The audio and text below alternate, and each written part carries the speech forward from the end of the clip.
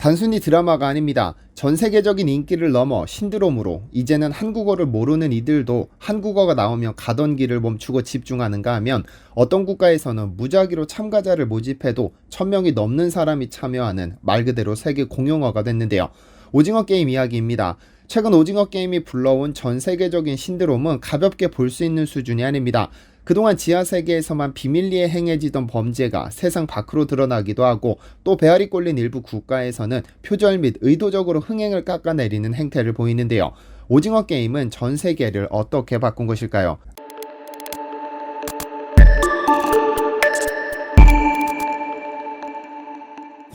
안녕하세요, 디스멘터리입니다.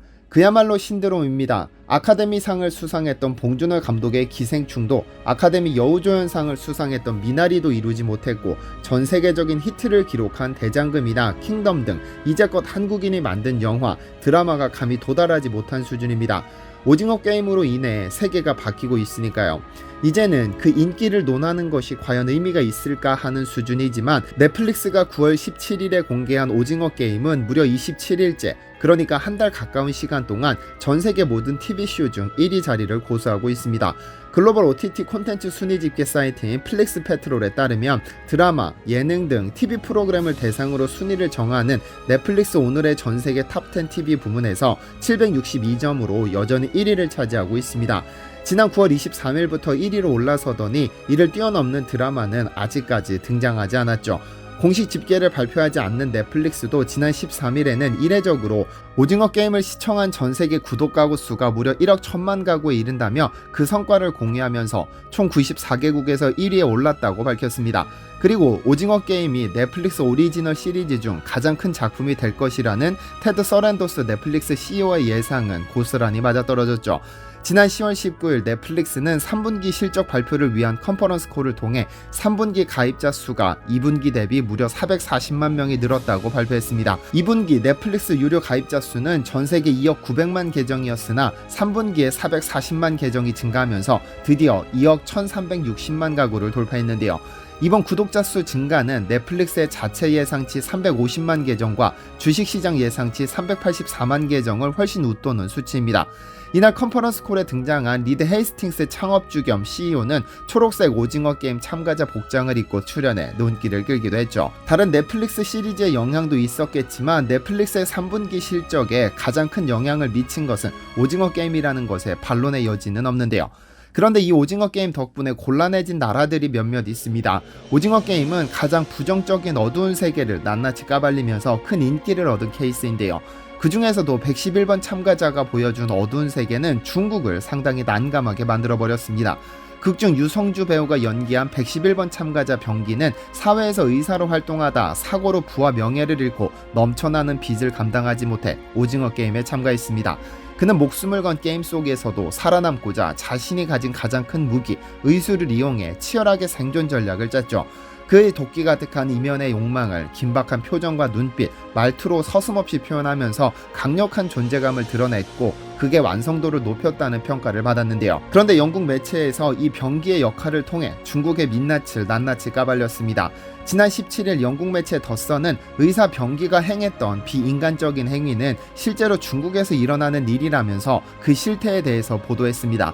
게임 속 일부 타락한 관리자와 병기는 게임에서 패배한 이들을 처리하면서 이들의 일부를 내다 파는 반인륜적인 범죄를 저지릅니다.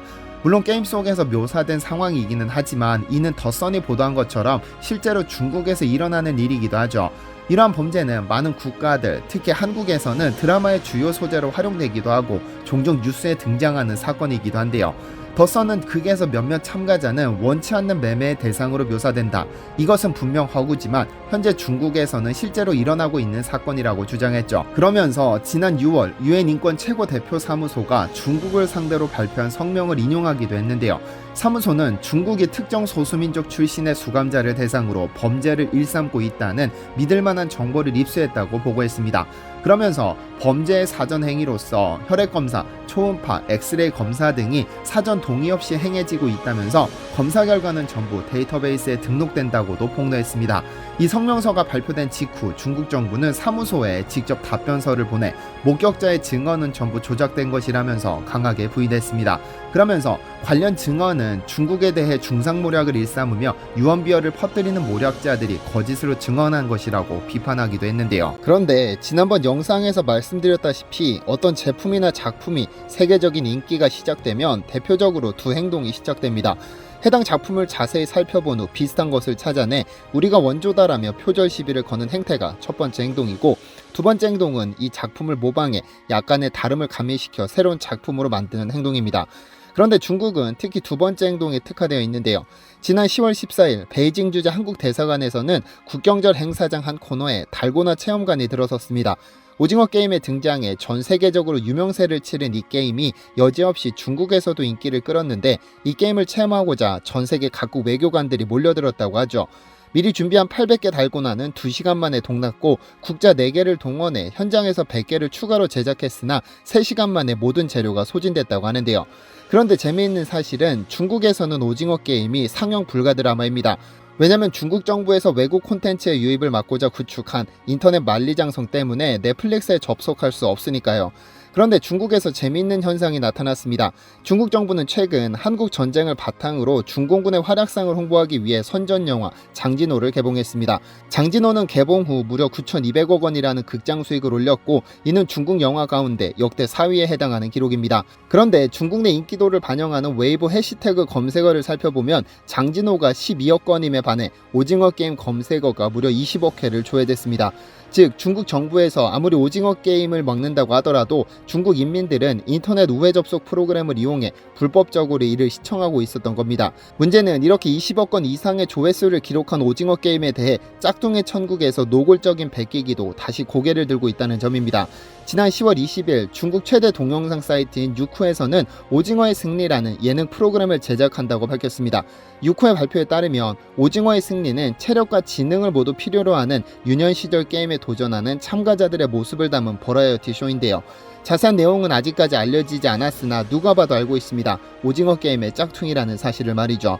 오징어 게임의 제목에 사용된 컬러를 그대로 사용하는가 하면 삼각형, 동그라미, 사각형 등 한자에는 없는 억지스러운 도형을 삽입하는 등 어이없는 베끼기에 나섰습니다. 어이가 없는 행동이 아닐 수 없는데요. 그런데 자칫 이 동영상 사이트는 중국 정부의 강력한 제재를 맞이해야 할지도 모르겠습니다. 왜냐하면 중국 정부에서는 우선 인터넷 만리장성으로 외에 시청된 드라마에 대해 그다지 긍정적이지 않을 것이고, 무엇보다 중국에서는, 아니 중국 정부는 장진호와 같은 중공군의 영웅 스토리를 좋아할 뿐 인간 본성의 어두운 면을 부각시키는 류의 영상을 그다지 좋아하지 않으니까요.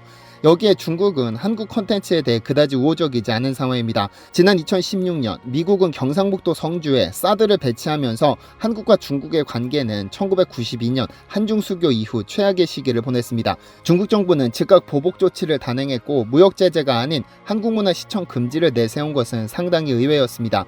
아무래도 당시 한류가 전 세계적으로 들불처럼 번지던 시기에 한국에게 가장 큰 타격을 주고 싶었는지도 모르겠습니다. 어쨌든 법령이나 법 조항에 존재하는 제재는 아니지만 이른바 한한령으로 중국 내에서 한국의 드라마, 예능, 음악 등을 듣지 못하도록 굴더니 결국에는 한국 여행을 금지시키는 보복 조치를 단행했는데요. 즉 한국과 관련되는 모든 것들을 보지도 듣지도 가지도 말라는 의미였습니다. 아직까지 한한령은 완전히 제거된 상황이 아닌데다 중국 정부가 맡고 있는 넷플릭스의 드라마라는 점, 그리고 중국 정부가 선호하는 류의 드라마도 아닙니다. 이미 공산당에서는 중국에서 방영되는 모든 TV 프로그램에 대해서 종영 전에 실시간 방송을 할 수 없다고 못 박았고, TV쇼의 경우 사전 검열로 송출되는 바 공산당의 자체 검열에서 폭력적이거나 다소 선정적이라고 낙인 찍히면 절대로 방송될 수 없습니다. 그래서 넷플릭스는 오래전에 중국 시장을 포기해버린 겁니다. 어쨌든 오징어 게임이 전 세계적인 히트를 넘어 하나의 신드롬으로 자리 잡았다는 것은 상당히 고무적인 일입니다만, 여러 나라로부터 제기되는 표절 시비나 제2의 표절을 행하는 행위는 없어져야 하지 않을까요? 시청해주셔서 감사합니다.